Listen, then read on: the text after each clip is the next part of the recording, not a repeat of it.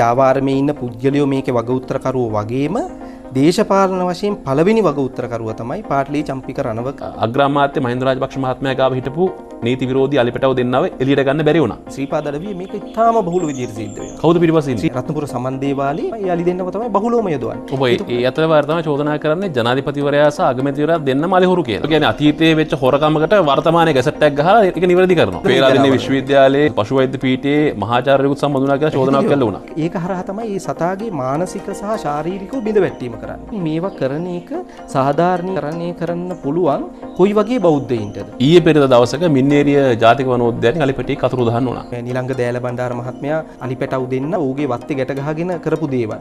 උන් තේරුම් ගන්නකොට ලිංගික ජීවිතයකුත් තියෙනවා කියන එක.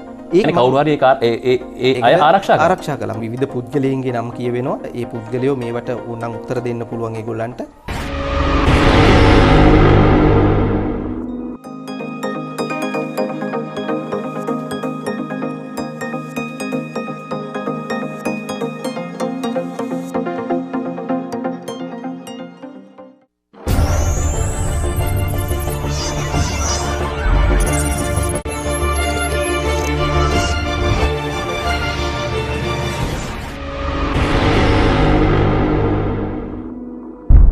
අලි හොරකමක් කියලා කිව්වම අපි දන්නවනේ ගමේ භාෂාවෙන් මේ ටිකක් බරපතල මට්ටමේ හොරකමක් කියලා.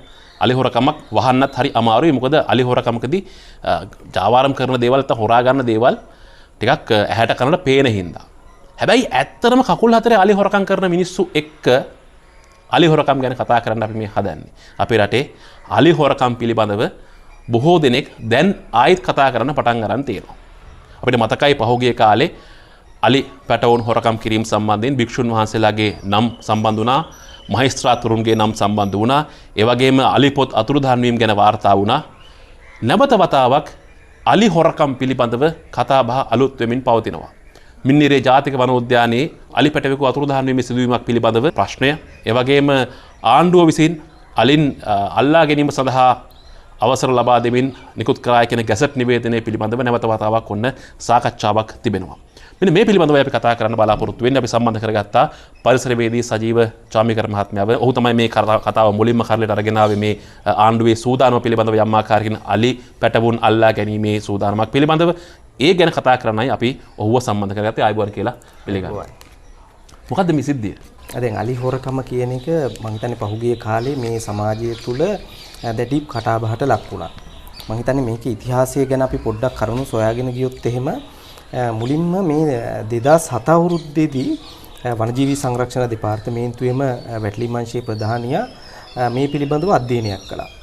මොකද ඒ වෙනකොට ඊට අවුරුදු 3-4 කල වෙලේ ඉඳලා ලංකාව පුරාම මේ අලි පැටවුන් වනාන්තරයෙන් ඊටාම සූක්ෂම විදිහට අරගෙන ගෘහාශ්‍රිත කරලා ඒ සතුන්ව ක්‍රමානුකූලව විවිධ පුද්ගලීන්ට විකිණීමේ ක්‍රියාවලිය ක්‍රියාත්මක වීම පවතුණා. විශේෂයෙන්ම පරිසරවේදීන් විදිහට අපි මේක තරමක් දුරකට දැනගෙන හිටියා. වනජීවී නිලධාරීන් දැනගෙන හිටියා. නමුත් ඒක තවදුරටත් මේක ජාවාරමත් තත්වයට සිද්ධ වෙන බවට පහුගිය කාලේ අපි 2013 අවුරුද්දේදී විතර ලොකු අධ්‍යයනයක් කළා. ඒ ලොකු අධ්‍යයනයේ ප්‍රතිඵලයක් විදිහට 2011-12 අවුරුදු වල තමයි මේ අධ්‍යයනය කළේ අපි විසින් කරපු අධ්‍යයනය. ඊට පස්සේ 2013 අවුරුද්දේදී අපි මේක වාර්තාවක් විදිහට එළි දැක්වුවා. ඒ වෙනකොට අලි පැටවුන් 24 දෙනෙක් විවිධ පුද්ගලයන් සන්තකේ නීති විරෝධී විදිහට රඳවගෙන තියාගෙන හිටියා වනාන්තර වලින් අල්ලගත්තා.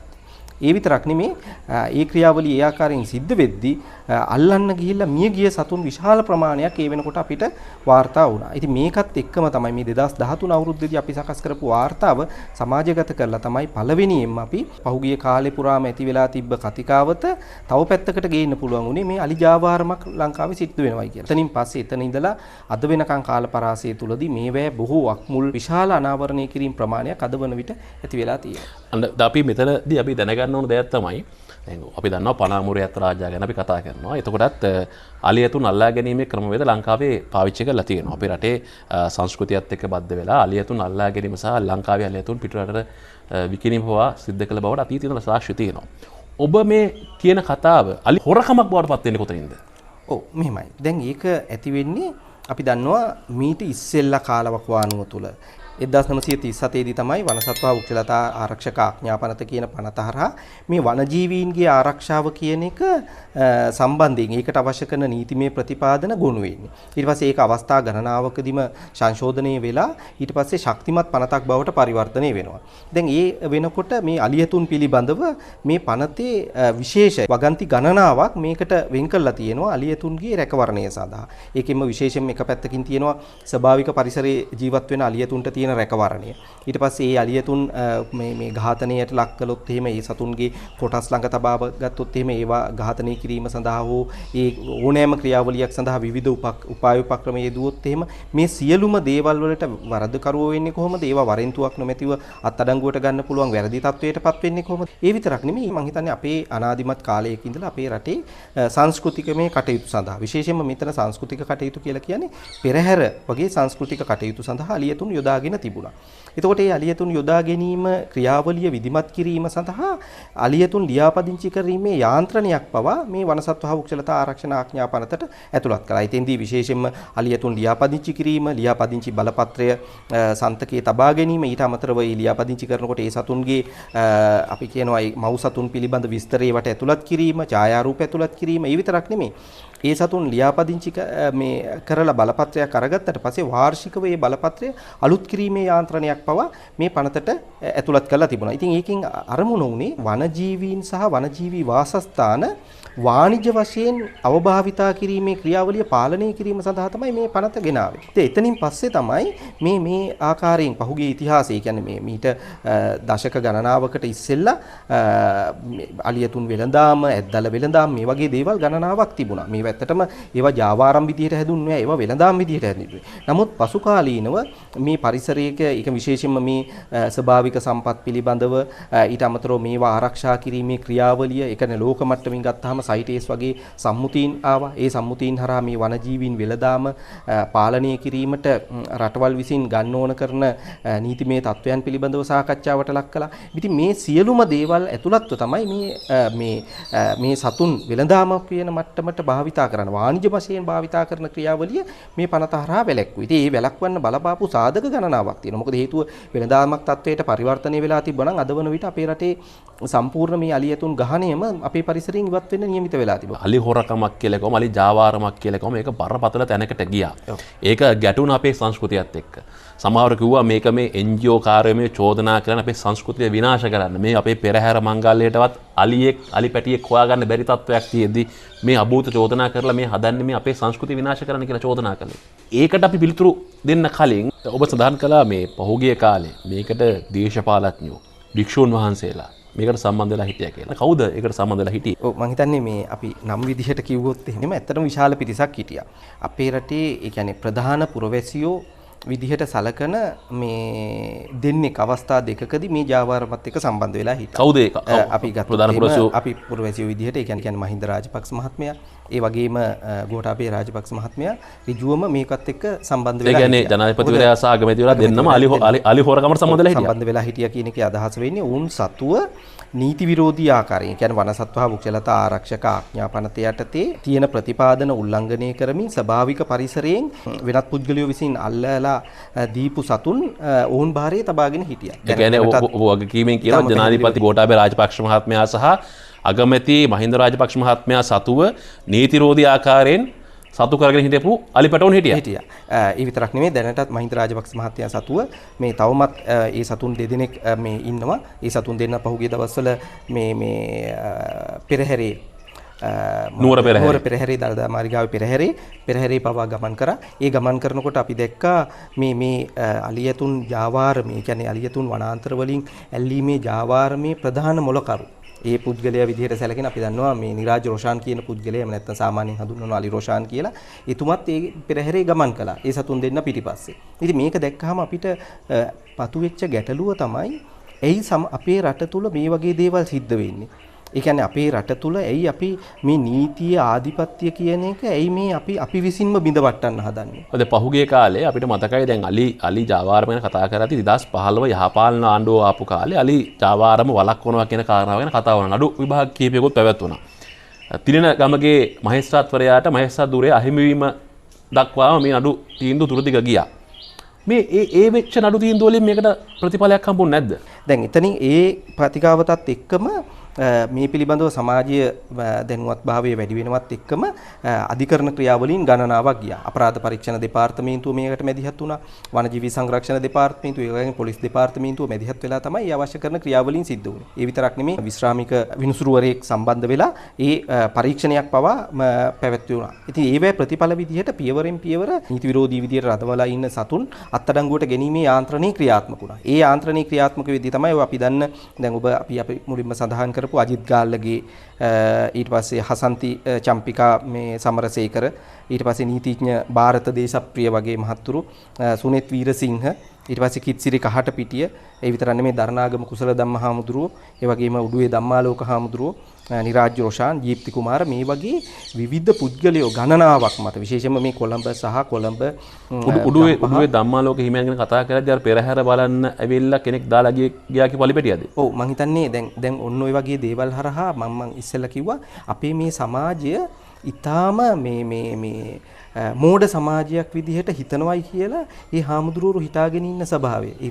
කියන්නේ තමන්ගේ දායකයෝ එහෙම නැත්නම් මේ රටේ පුරවැසියෝ විදිහට ඉන්න මේ බෞද්ධ ජනතාව ඇතුළු අනිත් හැමෝම මේ රටේ ඒ කියන්නේ ඕනෑම බොරුවක් කිව්වහම අන්දන්න පුළුවන් සමාජයක් තියෙනවා කියන එක පෙන්වන්න එක පැතිකඩක් විදිහට තමයි ඒක අපිට හඳුන්වන්න පුළුවන්. ඊළඟ ප්‍රශ්නේ තමයි දැන් මේ වහරහා මේ අධිකරණය පවා මේ අපි කියනවා අන්දනවා කියලා වෙලා. මේ වගේ මේ හාමුදුරු නමකට පුළුවන් මේ ඒ කියන්නේ අපි කියන්නේ අර සාමාන්‍ය ව්‍යවහාරය කියන්නේ ගල් පැලෙන බොරු කියලා වෙලා. නමුත් දැන් ඔබ කතා කරන කාරණාව අධිකරණය පිළි අරගෙන දැන් මේ නඩුවත් මම හිතන්නේ ක්‍රියාත්මක වෙන්නේ නැහැ තවදුරටත්. ඔව් දැන් එතකොට ඔබ ළඟ සාක්ෂි තිබුණා නම් ඒ කාරණාව පිළිබඳව. ඇයි ඔබ ඒ සමය සාක්ෂි ඉදිරිපත් කරේ නැත්තේ අධිකරණයට? අපි පැහැදිලිවම අවස්ථා ගණනාවකදීම ඒ පිළිබඳව සාක්ෂි යොමු වෙන්න ඕන කරන කරුණු කාරණා ගණනාවක් ඉදිරිපත් කළා. නමුත් ගැටලුව වෙලා තියෙන්නේ දැන් අපි සාකච්ඡා කරන අධිකරණයේ ස්වාධීනත්වය පිළිබඳව. ඊට පස්සේ අනිත් පැත්තෙන් නීති ආධිපත්‍යය ගැන අපි කතා කරනවානේ. දැන් මෙන්න මේවා බිඳවැටිච්ච සමාජයක් තුළ මේක අපි කොහොමද කරන්නේ? අන්න එතන තමයි ගැටලුව වෙලා තියෙන්නේ. දැන් අධිකරණයේ ස්වාධීනයි කියලා අපි පිළිගන්නවා. නමුත් අපිට මේ වගේ දේවල් හරහා පේනවා අධිකරණයේ ස්වාධීනත්වයක් තිබුණාද කියලා ඉවර වෙලා. මොකද ඒකට හේතුව තමයි විවිධ බලකෑම් කිරීම ක්‍රියාවලීන් හරහා මේවා සම්පූර්ණයෙන්ම වෙන පැතිකඩකට ගෙනිච්චා. ඒවා නීතිය දැනට පවතින සියලුම නීතිමය තත්වයන් පවා උල්ලංඝනය කරමින් ඒ ක්‍රියාවලීන් සිද්ධ වුණේ. ඒ නඩු විභාග තියලා ඒ කියන්නේ ඔය යහපාලන සමයේ අලි හොරකම සම්බන්ධයෙන් විවිධ පරීක්ෂණ පවත්වලත් මම නැවත වතාවක් අහන්නේ ඔබ සඳහන් කරන විදිහට අග්‍රාමාත්‍ය මහින්ද රාජපක්ෂ මහත්මයා ගාව හිටපු නීති විරෝධී අලිපටව දෙන්නව එළියට ගන්න බැරි වුණා. ඒකනේ කියන්නේ. ඔව් ඊටාම පැහැදිලිව. මොකද හේතුව තමයි ඒ කියන්නේ කවුරු හරි ඒ අය ආරක්ෂා කළා. මොකද හේතුව තමයි ඊටාම පැහැදිලිව අපි දන්නවා මහින්ද රාජපක්ෂ මහත්මයා විතරක් නෙමේ ගංගාරාමේ මේ ස්වාමින් වහන්සේ ගාවත් ඒ ආකාරයෙන්ම රඳවලා තිබ්බ මේ වනාන්තරයෙන් අල්ලගත්ත පළවෙනියෙන්ම අල්ලගත්ත අලිපැටිය ගංගා අලිපැටිය. කියන්නේ ලංකාවේ අලිජාවාරම ඒ කියන්නේ මේ නීති විරෝධී අලිජාවාරමේ ආරම්භය එතන තියෙන්නේ. එතකොට ඒ සතා පවා එතන ඉනවා. ඉතින් ඒ සතාවත් අත්අඩංගුවට ගත්තේ නැහැ. එතකොට අපිට පේනවා මේ යහපාලන රජයද එහෙම නැත්නම් වෙනත් බලයටපත් වෙන රජයක්ද කියන එකේ අදාළත්වයක් නැහැ මෙතෙන්දී. දැන් මේ ජාවාරම ඊටාම පැහැදිලිව ගත්තොත් එහෙනම් මේක ක්‍රියාත්මක වෙන්නේ දේශපාලන අනුග්‍රහය යටතේ. නිලධාරීන් ගණනාවක් ඒකට සම්බන්ධ වෙලා තියෙනවා. විශේෂයෙන්ම හාමුදුරුවන්ගේ කීප නමක්ගේ මැදිහත් වීම යටතේ ක්‍රියාත්මක වෙන ක්‍රියාවලියක්. ඉතින් ඒක යහපාලන රජයද එහෙම නැත්නම් වෙනත් රජයක්ද කියන එක කිසිම අදාළ තත්වයක් නැහැ. ඉතින් අලි දෙන්නේ 3 දෙනෙක් 4-5 දෙනෙක් අල්ලගත්තාම මොකද අපේ රටේ සංස්කෘතිය පවත්වගෙන යන්න? අපේ රටේ පෙරහැර මංගල්‍යය පවත්වගෙන යන්න අලි 4-5 දෙනෙක් අල්ලගත්තාම මොකද? ඔව් මං හිතන්නේ ඔය ප්‍රශ්නේ අනිත් පැත්තට අහනවා. මම ඔබ මේ ප්‍රශ්නේ අහන්නේ. මං හිතන්නේ ඒක ඊටාම වැදගත්. මං හිතන්නේ ඔබ අහපු ප්‍රශ්නේ ඊටාම වැදගත්. මොකද ඒකට හේතුව තමයි දැන් අපි දන්නවා අපේ රටට මේ ඒ කියන්නේ ඊටා ඈත සංස්කෘතියක් තියෙනවා. සංස්කෘතියක් උරුමකම් කියන මේ රටක් අපේ රට. අනිත් පැත්තෙන් ඊළඟ එක තමයි අපේ රටේ මේ සංස්කෘතිය බැඳිලා තියෙනවා බෞද්ධ දර්ශනයත් එක්ක. දැන් සාමාන්‍යයෙන් අපි හඳුන්වන්නේ බෞද්ධ ආගමත් එක්ක තමයි මේ අපේ සංස්කෘතිය බැඳිලා තියෙන්නේ කියලා. හැබැයි අපේ සංස්කෘතියේ තියෙන ඊටාම සුවිශේෂී දේවල් බැඳිලා තියෙන්නේ බෞද්ධ ආගමට වැඩිය බෞද්ධ දර්ශනයත් එක්ක. හැබැයි සමහර බෞද්ධ ආගමික සංකල්ප සහ ඒ කියන්නේ මේක ආගමික සහ මේ ආගමික කියන එකේ අදහස වෙන්නේම හැම වෙලාවෙම වාණිජකරණයට ලක්වීම. ඒතකොට මේ වාණිජකරණයට ලක්වීමේ ක්‍රියාවලියත් එක්ක තමයි මේ සංස්කෘතිය තියෙන දේවල් වැරදි විදිහට අර්ථකථන දෙන්න පටන් අරගන්නේ. දැන් එතකොට දැන් ඔතෙන්දී ඔබ ඇහුවා මේ අලියතුන් කීප දෙනෙක් මේ අපේ සංස්කෘතිය පවත්වගෙන යන්න මේ වගේ දේවල් වලට භාවිතා කරාම මොකද? දැන් මේක අපි තාම පැහැදිලිව අහනවා මේ අලියතුන් මේ සංස්කෘතිමය කටයුතු සඳහා යොදවන්න නම් ඇයි ජාවාරමක් කරන්නේ? ඇයි මේවා නීතියෙන් මේවා අපි සලකන්නේ මේවා බැහැර කළ යුතු දේවල්, මේවා නීති විරෝධී දේවල් විදිහට සලකන්නේ? මේ සමාජයේ තියෙන මේ සාරධර්ම තමයි මේ වහරා නැති වෙන්නේ. ඒ පැතිකඩ. ඒකට මේ පරිසර පැත්තට ගත්තාම ඔබ තර්ක කරන්නේ රටේ නීතියකින් මේක වළක්වලා තියෙද්දී මේ නීතිය උල්ලංඝනය කරන සංස්කෘතිය කියන කාරණා ඉස්සරහට දාලා. ඒ විතරක් නෙමෙයි තව පැතිකඩක් තියෙනවා. දැන් ඒ සංස්කෘතිකමය පැත්තෙන් ගත්තොත් අනිත් පැත්තෙන් ඊළඟ එක තමයි දැන් අපි මේකට මැදිහත් වෙන්නේ තව පැතිකඩකින්. ඒ තමයි මේකේ පාරිසරික සහ ජෛව විද්‍යාත්මක පැතිකඩ. අපි දන්නවා අලියෙක් ඇතෙක් කියලා කියන්නේ ඒ සතුන් කොයිම වෙලාවකවත් හීල කරන්න පුළුවන් සතුන් නෙමෙයි. හීල කිරීමේ කිසිදු හැකියාවක් නැහැ. දැන් අපි සාමාන්‍යයෙන් හඳුන්වනවා හීලේ ඇලියතුන් කියලා. හීලේ ඇලියතුන් කියන කිසිම සතෙක් නෑ. මේ සතාව ඊටාම දරුණු මානසික වශයෙන් කරන පීඩාකාරී ක්‍රියාවලියක් යටතේ තමයි අපි පාලනය කරගන්නේ. ඒ පාලනය කරගෙන ඉවරලා අපි ඊළඟ ක්‍රියාවලිය කරනවා භෞතිකව ඒ සතාව පාලනය කරනවා. ඒ සඳහා තමයි දන්වැල් මේ භාවිතා කිරීම සිද්ධ වෙන්නේ, හෙන්ඩුව පාවිච්චි කිරීම සිද්ධ වෙන්නේ, ඊට පස්සේ පිහිය පාවිච්චි කිරීම සිද්ධ වෙන්නේ, කෙවිත පාවිච්චි කිරීම සිද්ධ වෙන්නේ. ඒ ඊතුරු භෞතිකව කරන ක්‍රියාවලිය. ඊට ප්‍රථමයෙන් කරන්නේ මානසිකව කරන ක්‍රියාවලිය. එතකොට ඒ වගේ තත්වයන් යටතටපත් කිරීමේ ක්‍රියාවලියට ඉස්සෙල්ලා අපි දන්නවා ඒ සතුන්ව එතකොට පරිසරයෙන් අල්ල ගන්න ඕනේ. දැන් අලියෙක් ඇතෙක් ගත්තාම අපි පරිසර විද්‍යාත්මකව ගත්තාම අලියෙක් ඇතෙක් ස්වභාවික පරිසරයේ ජීවත් වෙනකොට ලොකු කාර්යභාරයක් කරනවා. ඒ සතා මේ සමස්ත වනාන්තර පද්ධතියක එහෙම නැත්නම් තෘණ භූමිය ඇතුළු මේ වනාන්තර පද්ධතියක සම්පූර්ණ යාමන ක්‍රියාවලිය ක්‍රියාත්මක කරන්නේ ඔහු විසින්. එක පැත්තකින් ඒ සතා වටා ඇති වෙනවා අනිත් සතුන්ගේ සම්පූර්ණ රැකවරණය. දැන් උදාහරණයක් ඇටියට ගත්තොත් එimhe අලියෙක් ඇතෙක් රිකිලි කඩාගෙන කනකොට ශාක උත්තේජනය වෙනවා. ඒ උත්තේජනීය ක්‍රියාවලිය හරහා තමයි අලුත් දළු ඇතිවීමේ ක්‍රියාවලිය සිද්ධ වෙන්නේ. එතකොට ඒ දළු මත අනිත් සතුන් යැපෙනවා.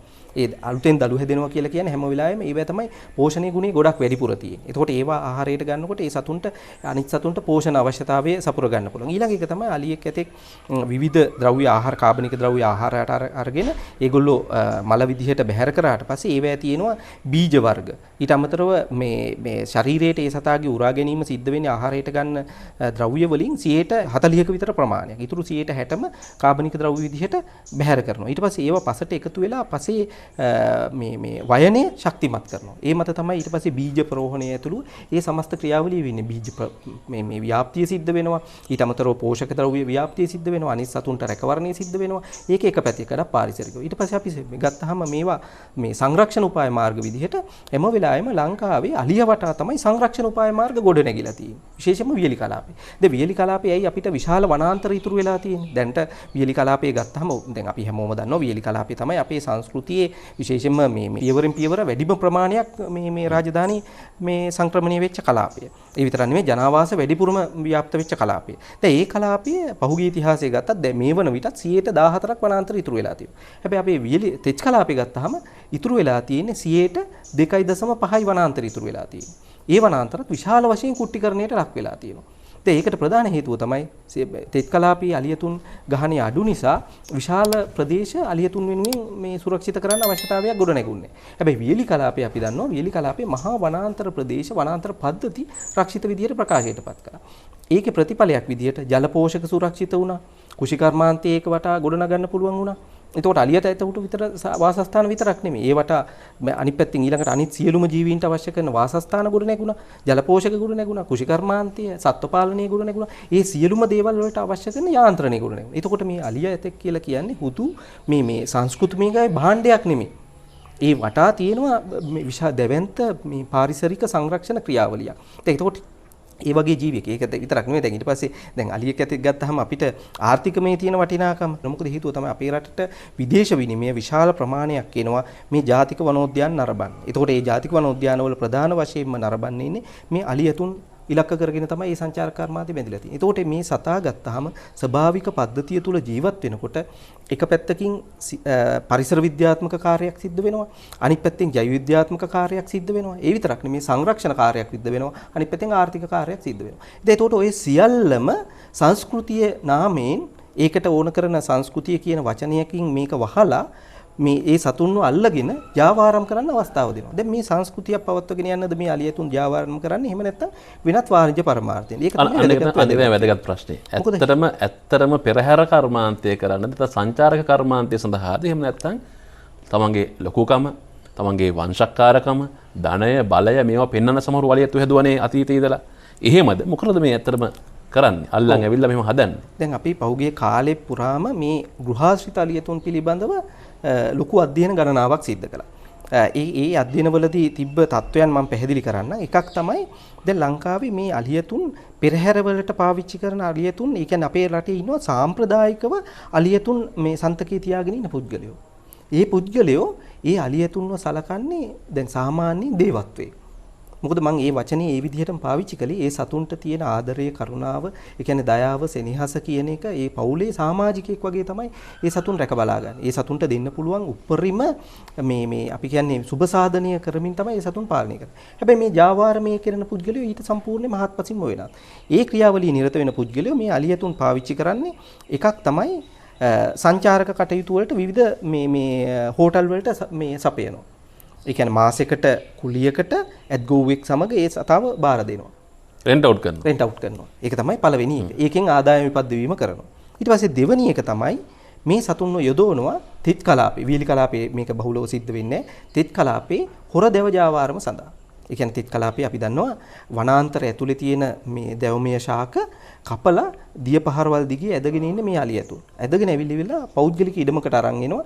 අරන් ඇවිල්ලා එතෙන්දි කුට්ටි කරලා තමයි මේ විවිධ ප්‍රදේශවලට සැපීම සිද්ධ කරන්නේ. එතකොට මේ ජාවාරම සිද්ධ කරන්න නම් අලියතුන් ඕනේ. මොකද ඒකට බැකෝ යන්තෝ හෝ වෙන දේවල් ගෙනිච්චොත් එහෙම දැනෙනවා.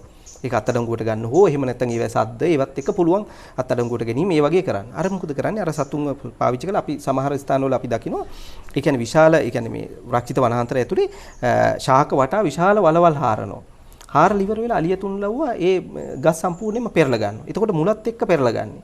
පෙරලගෙන ඉවර වෙලා අර ස්ථානයේ සම්පූර්ණයෙන්ම වහලා දානවා. වහලා දාලි වෙලා කොටස් වලට කීපයකට කපලා ඉවරලා අලියතුන් ලව්වා දිය පහරවල් දිගේ විවිධ ස්ථාන වලට ඇද ගන්න. ඒ කොහේද එහෙම ජාවාරම් ක්‍රියාත්මක වෙන ප්‍රදේශ? ප්‍රධාන වශයෙන්ම සිද්ධ වෙන ජාවාරම් තමයි ශ්‍රීපාද අඩවිය. ශ්‍රීපාද අඩවිය මේක ඉතාම බහුල විදිහට සිද්ධ වෙනවා. කවුද පිටිපස්සේ ඉන්නේ? ශ්‍රීපාද අඩවියේ ඒ පිටිපස්සේ ප්‍රධාන වශයෙන් ඉන්නේ රත්නපුර සමන් දේවාලේ මේ අලි දෙන්නෙක් ඉන්නවා. ඒ අලි දෙන්නම තමයි බහුලවම යොදවන්නේ. ඒ අලි දෙන්න ඔබ වග කියන තොරතුරු සහිතව කියන්නේ. තොරතුරු සහිතව මේ කරන මේ කියන හැම වචනයකම රත්නපුර සමන් දේවාලේ අලි දෙන්න පාවිච්චි කරනවා ශ්‍රීපාද අඩවියේ දවජාවරමට. ශ්‍රීපාද අඩවිය විතරක් නෙමෙයි. ශ්‍රීපාද අඩවියේ ප්‍රධානයි ඇතුළු අනිත් ප්‍රදේශවල දේවජාවාරම සඳහා යොදවනවා. ඒ යොදවන අලි දෙන්න එක දවසක්වත් පෙරහැරේ ගෙනහිල්ලා නැහැ. මොකද හේතුව තමයි ඒ සතුන් දෙකින්දට ඒ සතුන් දෙන්න අර වනාන්තරය ඇතුලේ නිතරම අර පීඩණයට ලක් වෙලා ජීවත් වෙන හින්දා මේ පෙරහැර ඇතුළු ඒ දේවල් වල යොදවන්න අනිත් සතුත් එක්ක තියන්න බෑ. කුලප්පු වෙනවා. මිනිසුන්ගේ අර මේ කටහඬ සහ ඒ ගෝසාවට උන් කැමති නැහැ. ඒ වගේ වෙලාවට උන් කුලප්පු වෙනවා. ඒ හින්දා ඊට පස්සේ ගින්දරට මේ හුරු නැහැ ඒ සතු. ඉතින් මේ සියලුම දේවල් හින්දා මේ සත්තු දෙන්නව කවදාකවත් පෙරහැරට යොදවලා නැහැ. මම ඔය එක උදාහරණයක් ගත්තා. ඊට අමතරව අපි දන්නවා මේ විශේෂයෙන්ම අපි දන්නවා කණ්ඩලම ප්‍රදේශයේ ඊට පස්සේ පින්නවල අලියනාථාගාරය ආශ්‍රිත ප්‍රදේශවල ඊට අමතරව අපි සීගිරිය ආශ්‍රිත ප්‍රදේශවල ඊට පස්සේ අපි දන්නවා මේ හබරණ ප්‍රදේශයේ මහා පරිමාණ සංචාරක හෝටල් මගින් මේ වන විට සතුන් තියාගෙන ඉන්නවා මේ සංචාරකයෝ පිටේ ගෙනියන්න. දැන් එතකොට ඒ යොදවන එක අලියෙක් ඇතෙක් මේ පෙරහැර කටයුතු වලට යොදවන්නේ නැහැ. මොකද ඒකට හේතුව තමයි ඒ පෙරහැරට යෙදුවොත් එහෙම ඉතා සුළු ආදායමයි ලැබෙන්නේ. එතකොට මේ දවස් කිහිපය ඇතුළතම මේ සතුන්ව මේ නඩත්තු කරන්න ඒ වගේ දේවල් වලට ලොකු වියදමක් දරන්න ඕනේ. හැබැයි අර සංචාරක කටයුතු වල යෙදුවොත් එහෙම ලොකු ආදායමක් ලැබෙනවා. මෙන්න මේකත් එක්ක තමයි මේ ජාවාරම ආරම්භ වෙන්නේ. එතකොට මේ ජාවාරම හින්දා අර සාම්ප්‍රදායිකව අපේ රටේ අලියතුන් භාවිතා කරමින් අපේ සංස්කෘතිය ඒ කියන්නේ අපි කැමති අපි බහුතර සමාජයක් කැමති සංස්කෘතිය නිවැරදි පරිදි පවත්වගෙන යන්න මේවා ඒ කියන්නේ මේ සමාජය තුල අපි පිළිගැනීමක් තියෙන පෙරහැර ඇතුළු සංස්කෘතික කටයුතු ඊටාම ගෞරවණීය ආකාරයෙන් සිද්ධ කරන්න කටයුතු කරපු පුද්ගලයා ලොකු අපහසුතාවයකටපත් වෙලා ඉන්නවා. මොකද හේතුව තමයි මේ ජාවාරම තමයි හැම වෙලාවෙම මුදුනට එන්නේ. මොකද ජාවාරම් කාර්යයට ඕනේ මේ දේවල් පාවිච්චි කරලා හැම වෙලාවෙම අර මේ ඒ කියන්නේ ජාවාරම් පවත්වගෙන යාම මිසක් එහෙම නැතුව සංස්කෘතිය පවත්වගෙන යාම ඉස්සන් නෙමෙයි. ඒ හින්දා මේ සංස්කෘතිය කියන මේ කඩතුරාවෙන් මේ ජාවාරම වහගෙන තමයි ක්‍රියාත්මක කරන්නේ. එතකොට සමාජගත වෙලා තියෙන්නේ මෙන්න මේ සංස්කෘතිය පවත්වගෙන යාමේ ක්‍රියාවලියට තමයි පරිසරවේදීන් මේ සත්ව මේ හිංසාව පිටු දැකීම සඳහා ක්‍රියාත්මක වෙන කණ්ඩායම් ඇතුළු මේ කණ්ඩායම් ක්‍රියාත්මක වෙන්නේ. ඒක වැරදිම වැරදි අර්ථකථනයක්. එතකොට දැන් මේ පහුගිය කාලේ මතකයි අපිට 2014 අවුරුද්දේදී මගේ මතකයේ නිවැරදි නම් වනජීවී දෙපාර්තමේන්තුව නැත්නම් වන සංරක්ෂණ දෙපාර්තමේන්තුව යටතේ තිබුණු භාරයේ තිබුණු අලි පොත අතුරුදහන් වුණා. ඒ අලි පොතේ තමයි සියලුම අලි ඇතුන්ගේ ලියාපදිංචිය සහ ඒ ඔවුන්ගේ තොරතුරු සඳහන් කරලා තිබුණේ. මේ පොතයි හම්බ වුණාද? හම්බුණා. එතකොට පිටු අඩු වෙලා තිබ්බද මොකද වෙලා තිබ්බේ? ඔව් මෙහෙමයි. දැන් මේ ක්‍රියාවලිය තුලදී ඇත්තටම මේ පොත හංගන්න බලපාපු සාධක මම පොඩ්ඩක් සඳහන් කරන්නම්. එතකොට විවිධ පුද්ගලයන්ගේ නම් කියවෙනවා. ඒ පුද්ගලයන්ගේ නම් කියවෙනකොට ඒ පුද්ගලයෝ මේවට ඕනනම් උත්තර දෙන්න පුළුවන් ඒගොල්ලන්ට. මම පෙරදී සඳහන් කළා 2007 අවුරුද්දේදී මේ සාකච්ඡාව ආරම්භයේදී කිව්වා 2007 අවුරුද්දේදී වනජීවී සංරක්ෂණ දෙපාර්තමේන්තුවේ වැටලීම් අංශයේ ප්‍රධානියා වෙච්ච උපාලි පද්මසිරි මහත්මයා තමයි මැදිහත් වෙලා මේ අලියතුන් මේ විදිහට නීති විරෝධී ස්ථානවල පවත්වගෙන ඉන්න මතකයේ නිවැරදි නම් 17ක් සතුත් 17ක් පිළිබඳව අධ්‍යයනයට ලක් කළා වනජීවී සංරක්ෂණ දෙපාර්තමේන්තුවේ අධ්‍යක්ෂ ජෙනරාල්වරයාට වාර්තාවක් ඉදිරිපත් කළා. ඊට පස්සේ ඒ වෙනකොට හිටියේ මේ වනජීවී අධ්‍යක්ෂ ජෙනරාල්වරයා විදිහට හිටියේ ආනන්ද මහත්මයා මට සම්පූර්ණම් මතක නැහැ මේ වෙනකොට. එතුමා ලොකු සහයෝගයක් ලබා දුන්නා මේ නීති විරෝධී අලියතුන් මේ අධ්‍යයනය සම්බන්ධයෙන් ලොකු දායකත්වයක් දුන්නා උපාලි පද්මසිරි මහත්මයාට. ඊට පස්සේ මේ වාර්තාව ඊට පස්සේ ඉදිරිපත් කළා පරිසර අමාත්‍යවරයා විදිහට. එතකොට පරිසර අමාත්‍යවරයා පරිසර හා ස්වභාවික සම්පත් අමාත්‍යවරයා විදිහට හිටියේ පාට්ලි චම්පික රණවක මහත්මයා. එතුමා මේ වාර්තාව බලලා ඉවර වෙලා නිර්දේශ නිකුත් කළා. එක අලියෙක් අල්ලීම සඳහා නිර්දේශ නිකුත් කළා. කාලියයි ඇල්ලුවේ.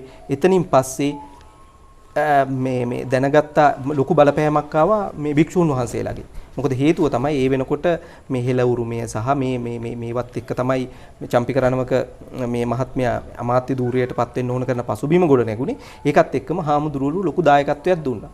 ඒ හින්දා මොකද උනේ? අර හාමුදුරුවරුන් ළඟ ඉන්න නීති විරෝධී විදියට රඳවගෙන තියාගෙන අලි ටික ඇතුළු ඒ අලි විතරක් නෙමෙයි අනිත් පුද්ගලයෝ ළඟත් ඉන්න අලි ටික මේ ඇත්තඩංගුවට ගැනීම වෙනුවට නීති විරෝධී විදිහට බලපත්‍ර හදන්න අර නිලධාරියව යොමු කළා. පාට්ලි චම්පික රණවක අමාත්‍යවරයා. තාම වගකීමෙන් මම මේ සඳහන් කරා. ඒ කියන්නේ ඔහු මැදිහත් වෙලා ඇතුණු බලපෑම නිසා ඔහු මැදිහත් වෙලා අලි 17 දිනක් පිළිබඳ තොරතුරු හොයාගෙන ආපු නිලධාරීන්ගේ වාර්තා යටපත් කරලා ඔබ සඳහන් කරන විදිහට ඔහු නියෝගයක් දුන්නා ඒ නීති විරෝධී අලි නිත්‍යානුකූල කිරීම සඳහා බලපත්‍ර සකස් කරන්න කියලා. එතනින් තමයි මේ ජාවාරමට නීත්‍යානුකූල මුහුණුවර ලබා දෙන්න ඕන කරන පසුබිම ගොඩ නැගුණේ. එතකොට පළවෙනි වග උත්තරකරුවා. දැන් මේ ජාවාරමේ ඉන්න පුද්ගලයෝ මේකේ වග උත්තරකරුවෝ වගේම දේශපාලන වශයෙන් පළවෙනි වග උත්තරකරුවා තමයි පාට්ලි චම්පික රණවක එවකට අමාත්‍යවරයා. ඉතින් මේවත් එක්ක තමයි මේ ක්‍රියාවලියට ඕන කරන දේශපාලන රැකවරණය ලැබෙන්න පටන් ගත්තේ. එතකොට දැන් එතනින් පටන් ගත්ත ක්‍රියාවලිය ඊට පස්සේ උනේ අර නිලධාරියට වුණා ඒ ක්‍රියාවලියට අනුගත වෙන්නේ. ඒ අනුගත වෙනකොට තමයි අර පොත නැති වෙන්නේ. ඊට පස්සේ පොතට ඇතුලෙන් විවිධ සත්තු ඇතුළත් වෙන්නේ, අංක වෙනස් වෙන්නේ. ඊට පස්සේ ඔහුට සිද්ධ වෙනවා මේ ජාවාර මත්තඩංගුවට ගැනීම වෙනුවට ඔහුට සිද්ධ වෙනවා මේවට නීතියානුකූල මුහුණුවරක් ලබා දෙන්න ඕන කරන ලේඛන සකස් කරන්න. ඒ ලේඛන සකස් කරගන්නකොට මේ ලේඛනවල අපි කියනවානේ පැටිකිරිය කියලා ඉවලා ඒව බලාගෙන යනකොට ඒවැය තියෙන දෝෂ සහිත අවස්ථාත් එක්ක තමයි පහුගිය කාලේ මේ ජාවාරම නිවැරදි පෞද්ගලික අධිකරණය පේරාදෙණිය විශ්වවිද්‍යාලයේ පශු වෛද්‍ය පීඨයේ මහාචාර්යවරුත් සම්බන්ධුණා කියලා චෝදනාවක් කළා වුණා. පැහැදිලිවම මේ අපි දන්නවා දංගොල්ල මහත්මයා එහෙම මේවට පැහැදිලිවම සම්බන්ධ වෙච්ච කණ්ඩායම්. හැබැයි මේ පුද්ගලියෝ මේ ජාවාරම ක්‍රියාත්මක කිරීමට වැඩිය මේ ජාවාරම යටතේ අල්ලගත්ත අලියතුන්ට විවිධ ප්‍රතිකාර කරන්න මේවට තමයි වැඩිපුරම සම්බන්ධ වුනේ. මොකද හේතුව තමයි අලිපැටව අරගෙන ආවහම ඒ සතුන්ට මව් එකෙන් ඉවත් කළාට පස්සේ අකණ්ඩව ඒ සතුන්ව අජීර්ණ තත්වයන් එනවා. මොකද ඒ කිරි බීලා වැඩෙන සතුන් ඒ සතුන්ට වෙන මේ કૃතිම කිරි පිටි වලින් මේ පෝෂණය ලබන්න බෑ. අනිත් පැත්තෙන් ඊළඟට ඒ සතුන්ට මානසික පීඩනයකට ලක් වුණාම තමන්ගේ මව එකෙන් ඉවත් වුණාට පස්සේ මේ අජීර්ණ තත්වයන් එහෙම අකණ්ඩව ඇති වෙනවා. ඉතින් ඒව ඇති වෙනකොට ඒවට ප්‍රතිකාර කරන්න ඒ සතුන්ගේ ඇතිවන රෝගී තත්වයන් වලට රැකබලා ගන්න තමයි මේ වගේ පුද්ගලයන්ගේ මේ අවශ්‍යතාවය මතුවෙන්න පටන් ගත්තේ. ඒවත් එක්ක තමයි මේ දේවල් සිද්ධ වුනේ. ඉතින් ඒකට මේ බැලුවහම මේකේට විවිධ පුද්ගලයෝ විවිධ තරාතිරම් වලින් සම්බන්ධ වුණා. ඊට පස්සේ උනේ අවසානයේදී උනේ අර උපාලි පද්මසිරි මහත්මයාට උනේ අවසානයේදී ඊටාම හොඳ නිලධාරියෙක්. මොකද මම එතුමා ගැන යම් තාක් දුරකට දන්න කෙනෙක්. ඒ හින්දා ඊටාම හොඳ නිලධාරියෙක්. ඒ නිලධාරියා විසින් ඊටාම හොඳ වැඩපිළිවෙලක් මේ රට තුල වනජීවී රැකවරණය වෙනුවෙන් කරගෙන ආවා. අර දේශපාලඥයෙක් මැදිහත් වෙලා ඒ පුද්ගලයාව සම්පූර්ණයෙන්ම මේ සමාජයේ එපා කරන පුද්ගලයෙක් බවට පත් කළා විතරක් නෙමෙයි. ඒ පුද්ගලයා අද වන විට වැඩතහනම් වෙච්ච නිලධාරියෙක් තත්වයට පත් කළා. ඔබ ඊයේ පෙරේද දවසක තවත් වතාවකින් අලුත් වෙන්න හදන අලිජාවාරම ගැන මාධ්‍ය නිවේදන නිකුත් කළා. මොකද්ද මේ අලුත් අලිජාවාරම නැවත ශක්තිමත් කරන්න හදන මොකද්ද මේ රජයේ මැදිහත් වීම මොකද්ද? ඔව් දැන් මේ ක්‍රියාවලිය දැන් අර චම්පික රණවකලගේ මහත්මයාලගේ ඒ ක්‍රියාවලියට පරිබාහිරව ගත්තොත් එimhe තවත් මුහුණුවරක්. ඒ මුහුණුවර කියලා කියන්නේ මේ පනතේ තියෙන නීතිමය ප්‍රතිපාදන පාවිච්චි කරන ස්වභාවය පෙන්වමින් නීත්‍යානුකූල මුහුණුවරක් ලබා දීලා නිහිනුව කරන මුහුණු කරා. එහෙම නැතුව නීත්‍යානුකූල තත්වයක් නෙමෙයි නීත්‍යානුකූල මුහුණුවරක් ලබා දීලා සිද්ධ කරන අලිජාවාරමක් කරන්න තමයි මේ ක්‍රියාවලිය සිද්ධ වුනේ. ඒ තමයි වනජීවි රාජ්‍ය අමාත්‍යවරයා විසින් ගැසට් නිවේදනයක් ප්‍රකාශයට පත් කරනවා.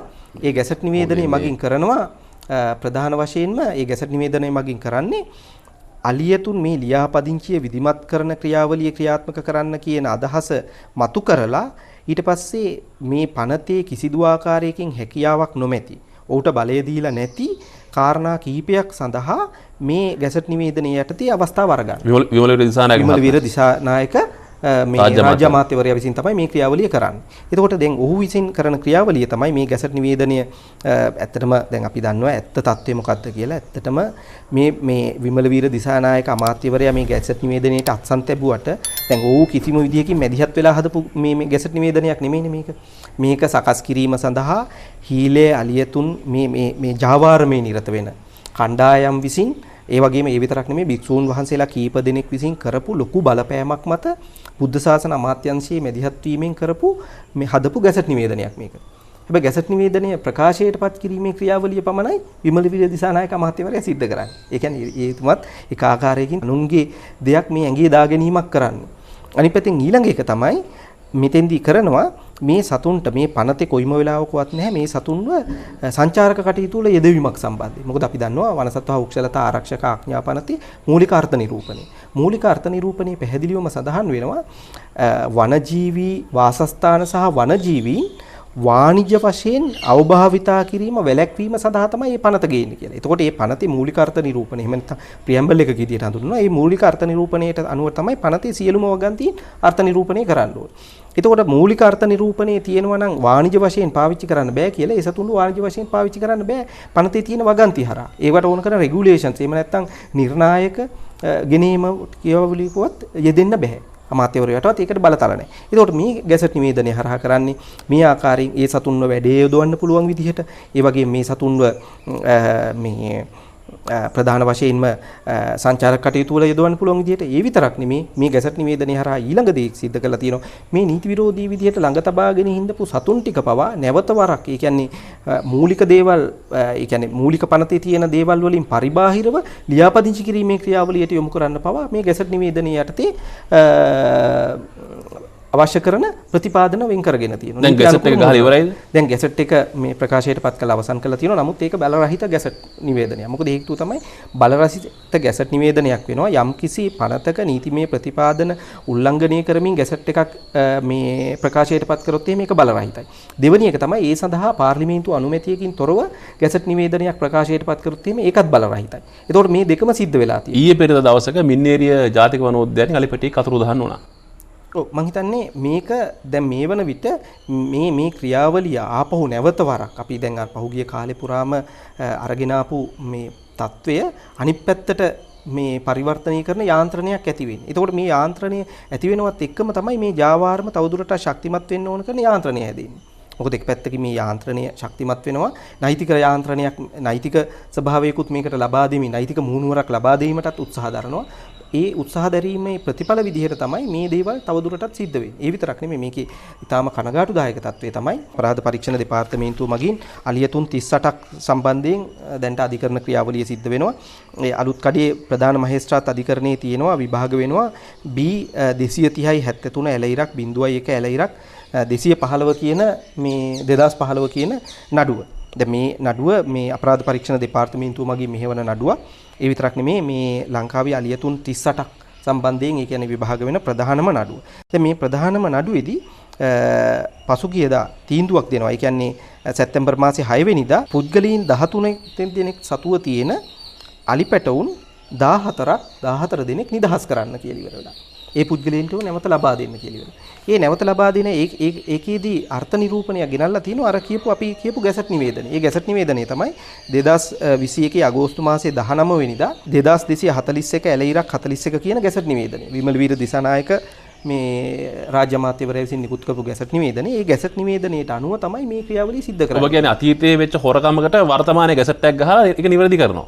සම්පූර්ණයෙන්ම මේ ක්‍රියාවලිය සම්පූර්ණයෙන්ම නීති විරෝධී. ඒ නීති විරෝධී වෙන්නේ දැන් මේ අධිකරණයේ පවා, ඒ කියන්නේ නීතිපතිවරයා අධිකරණයේ පවා නොමග යවලා තියෙනවා. මොකද අධිකරණයේ නොමග යවීම සඳහා කොයිම වෙලාවකත් ගැසට් නිවේදනයකින් හැකියාවක් නැහැ.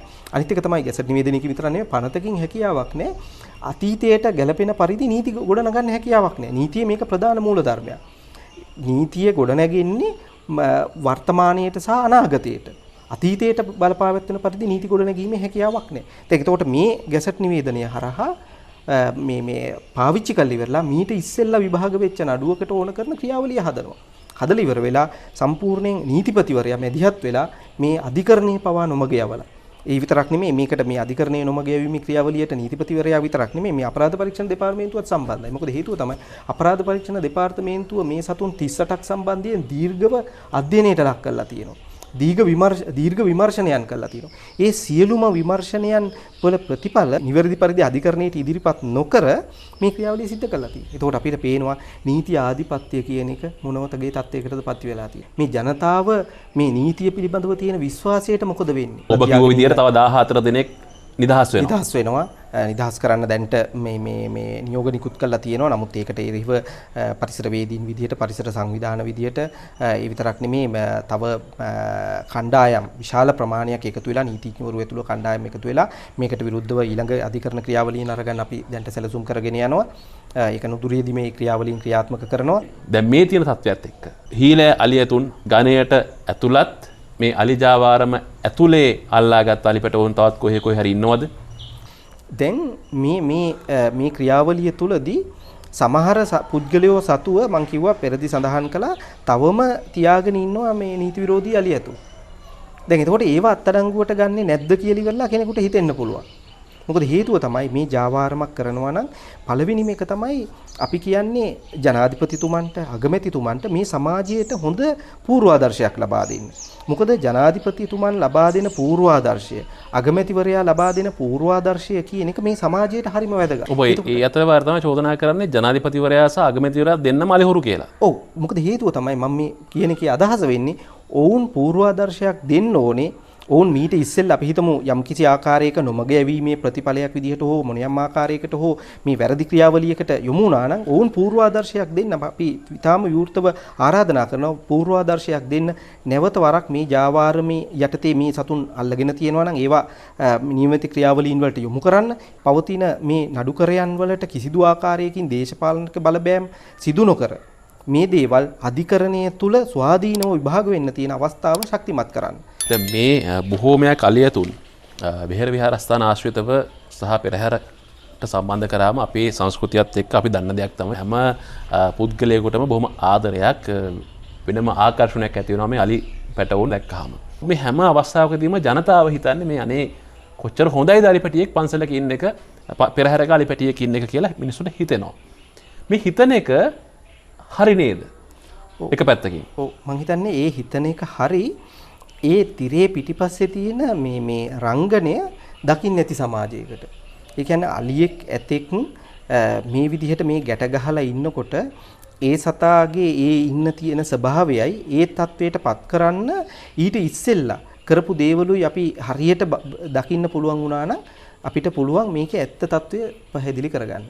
මම හිතන්නේ මේක නරඹන අයට මේ පොඩි අවස්ථාවල් කීපයක් කියන්නම් ඊළඟ දවසේ මේ වගේ අලියෙක් ඇතෙක් මේ හීලෑ මේ කළා කියලා හඳුන්වන මේ අලියෙක් ඇතෙක් ගැට ගහලා ඉන්න තැනක ගිහිල්ලා බලන්න ඒ සතාගේ දේහය පිළිබඳව විවිධ ස්ථාන පරීක්ෂා කරලා බලන්න. එකක් තමයි ඒ සතාගේ මේ කකුල් වල තියෙන තුවාල ගැන පරීක්ෂා කරලා බලන්න. එතකොට ඊට අමතරව දැන් සමහර සතුන්ගේ නම් මේ කියන්නේ මේ විශේෂයෙන්ම මේ හක්ක මේ ප්‍රදේශ ආශ්‍රිතව ගෙල ප්‍රදේශ ආශ්‍රිතවත් ඒ වගේ සලකුණු තියෙනවා. දැන් ඒව බැලුවාම පේනවා ඒව තමයි ඒ තුවාල තමයි ඒ සතාව මේ පාලනය කරන්න තියෙන ප්‍රධාන සාධක ටික. මොකද හේතුව තමයි ඒ සතාව හීල කිරීම සඳහා දැන් මේ හීල කරලා මේ ගැට ගහලා තියෙන අවස්ථාවේ අපි දකින අවස්ථාවට පත් කිරීම සඳහා ගෙන එන්න සඳහා ඒ සතාව විශාල අපි කුඩු කරනවා කියලා කියනවා. ඒ සතාව විශාල පීඩනයකට ලක් කළා තමයි. පළවෙනියම මානසික පීඩනයකට ලක් කරනවා. ඒ සතාව ඒ කියන්නේ ශාරීරික පීඩනයට අමතරව මානසික පීඩනයකට පත් කරනවා. ඒ සතාව හිර වෙන්න ගැට ගහලා ඒ සතාට අඛණ්ඩව පහර දීම සිද්ධ කරනවා. මම හිතන්නේ ඔබතුමන්ලා එක අවස්ථාවක දකින්න ඇති අපි මාධ්‍ය මගින් අනාවරණය කළා මීට අවුරුදු ගණනාවකට ඉස්සෙල්ලා මට මතක හිටියේ 2007 හෝ 8 අවුරුදු වල ඒ තමයි මේ නිලංග දෑල බණ්ඩාර මහත්මයා මේ මොනවද පින්නවල අලියනාථාගාරයෙන් ගෙන ආපු අලිපැටව් දෙන්න කොහොමද හීලා කරන්න ඌගේ වත්තේ ගැට ගහගෙන කරපු දේවල්.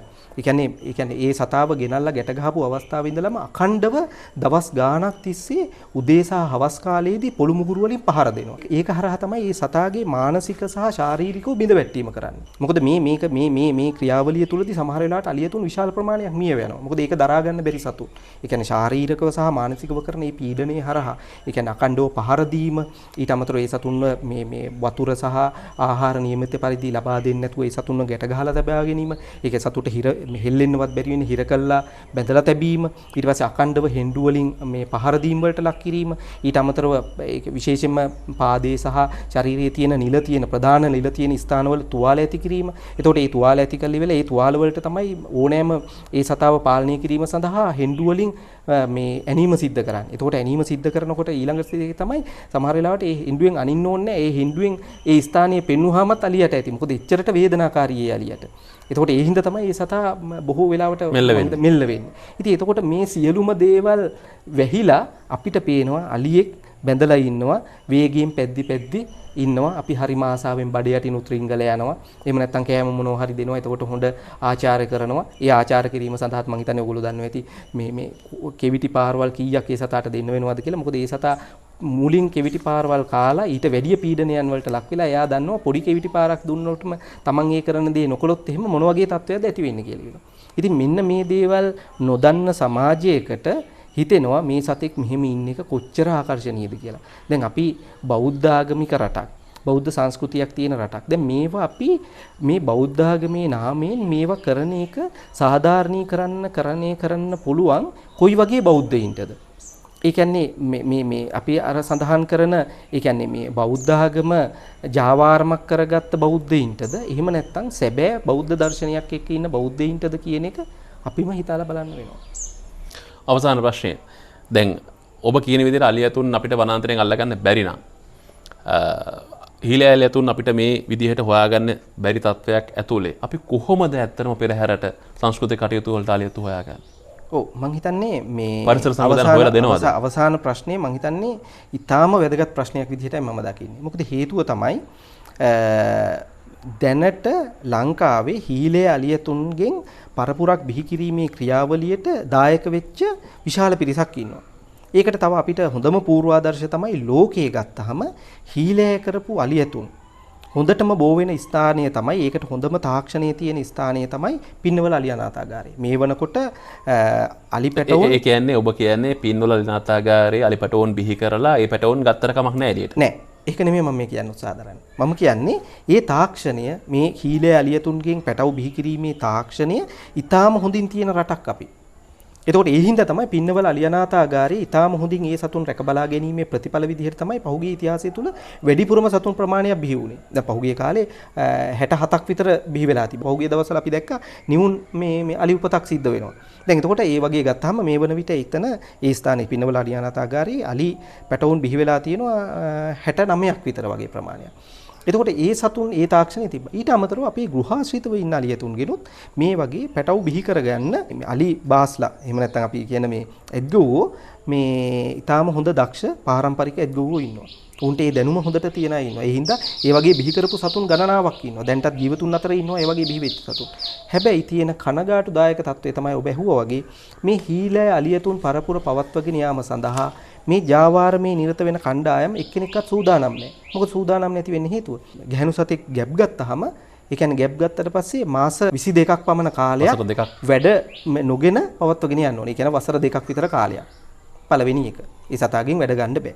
ඊට පස්සේ ඒ සතාව මේ පැටිය බිහි කරාට පස්සේ ආපහු සාමාන්‍යයෙන් ප්‍රධාන වශයෙන්ම අවුරුදු 3ක්වත් කිරි දෙනවා.